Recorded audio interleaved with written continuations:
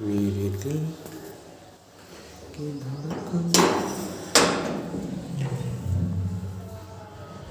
नमस्कार। जय हिंद।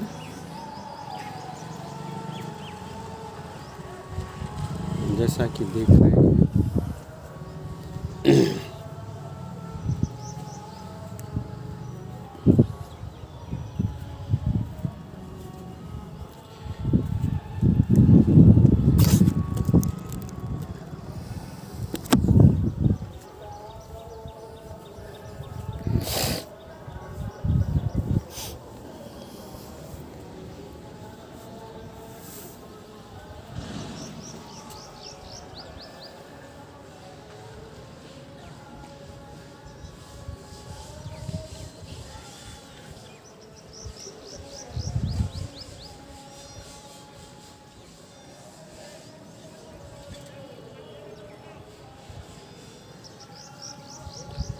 सीताराम मेरे दिल को।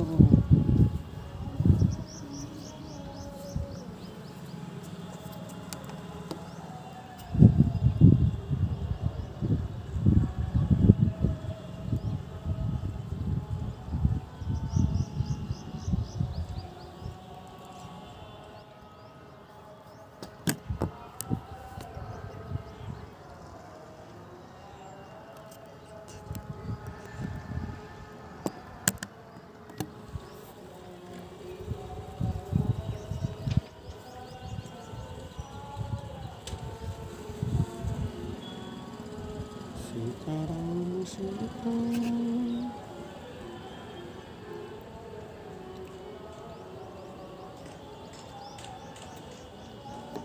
मेरे दिल की धड़कनों को जगाओ।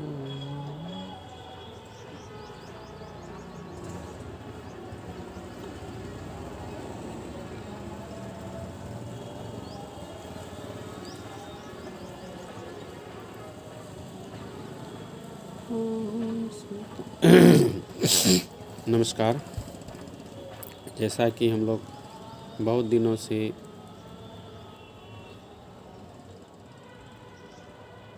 मोटर व्हीकल 1988 से रिलेटेड कुछ वीडियो बना रहे हैं कि जैसे कि एक घटना घटी है और आप लोग के साथ भी ये घटना घट सकती है।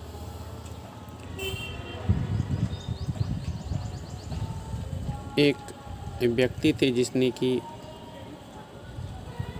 किसी प्राइवेट कंपनी, जो जैसे मान लीजिए बहुत सारे सब कंपनी आई है, सो उसमें होता है कि तुम इतना जमा करो तो तुमको इंटरेस्ट के साथ इतना मिलेगा। जैसे सनशाइन था, वो साईं प्रसाद थे, इस तरह का बहुत सारे सब कंपनी हैं। तो इसमें क्या होता है कि कुछ लोग अपना पैसा जो है जमा किया, फिक्स डिपॉजिट के माध्यम से या एनुअल माध्यम से जमा किया। तो कुछ दिनों के बाद पता चला कि कंपनी भाग गई है और उसके जो एजेंट हैं, अभिकर्ता जिसको कहते हैं, वो एक ही बात बोलते हैं कि हम तो पैसा लिए थे लेकिन हम तो आपको रसीद दे दिए हैं, कंपनी को दिए हैं। तो बहुत सारे सब व्यक्तियों का मानना है कि अगर हमारा बहुत ज़्यादा पैसा रकम है तो हम कंपनी पे केस करेंगे कि मेरा 50,000, 60,000, लाख, 2 लाख, 5 लाख जो भी है वो पैसा हमको मिले। तो हम लोग को ये चीज़ कन्फर्म करना होता है कि ये केस करेंगे कहाँ, ये केस कहाँ करना है। कोर्ट में करेंगे तो कोर्ट से कौन सा कोर्ट में। अब ध्यान देने वाली बात ये है कि अगर मान लीजिए हम केस करते हैं तो केस हमको उपभोक्ता फॉर्म में करना होता है। हाँ, उपभोक्ता फॉर्म में करना होता है। और वहाँ अगर हम केस करते हैं तो ध्यान देने वाली बात ये है, ये देना बहुत ज़रूरी है, नहीं तो पता चलेगा कि केस पूरा ट्रायल हो चुका है और आपका पैसा इधर तो बर्बाद हुआ ही, उधर भी चला गया। तो इसमें कंपनी के ऊपर तो केस करना ही है। कंपनी के साथ साथ जो हमारे एजेंट हैं, अभिकर्ता है, उनको भी पार्टी बनाना ज़रूरी होता है। जब तक उनको आप पार्टी नहीं बनाइएगा तब तक आपका वो केस प्रोसीड नहीं हो पाएगा। और अगर मान लीजिए किसी कारण बस प्रोसीड हो भी गया तो उसमें अगर आप सोचेंगे कि मैं इसमें वेल विनर बनूंगा तो ऐसा नहीं हो पाएगा।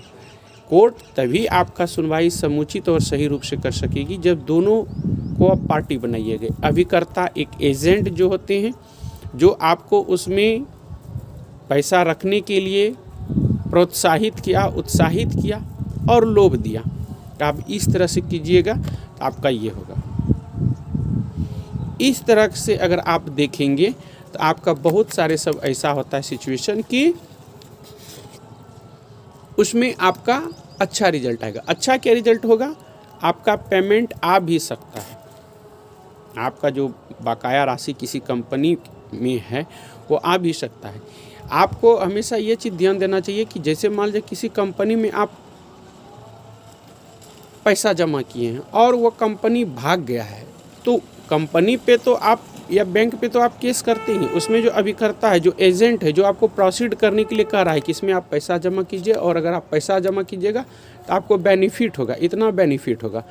तो जिस समय आप केस कर रहे होते हैं तो उस समय आपका ये बनता है कि जो आपका अभिकर्ता है, एजेंट है, उसके ऊपर भी आपका एक जो है केस करने का कर्तव्य बनता है कि अगर आपको वेल विनर बनना है तो उसको करना होगा। दूसरी बात, कोई भी कंपनी आए, कोई भी आए, तो उसमें ये चीज़ देखा जाना चाहिए कि क्या वो सही रूप से उस कंपनी से रिलेटेड वर्क कर रहा है या उस कंपनी में काम कर रहा है।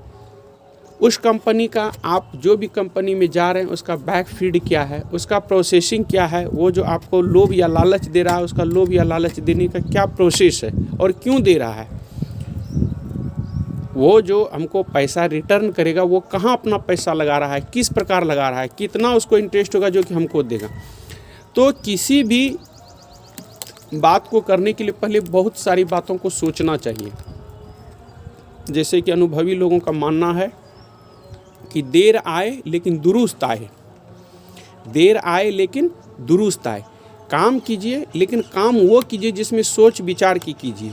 ये नहीं कि हमको जुड़ना, हम जुड़ गए, फिर बाद में पार्टी अगर प्रॉब्लम क्रिएट करने लगा तो हम समाज छोड़ के भाग गए, राज्य छोड़ के भाग गए। ऐसी चीज़ नहीं करना चाहिए।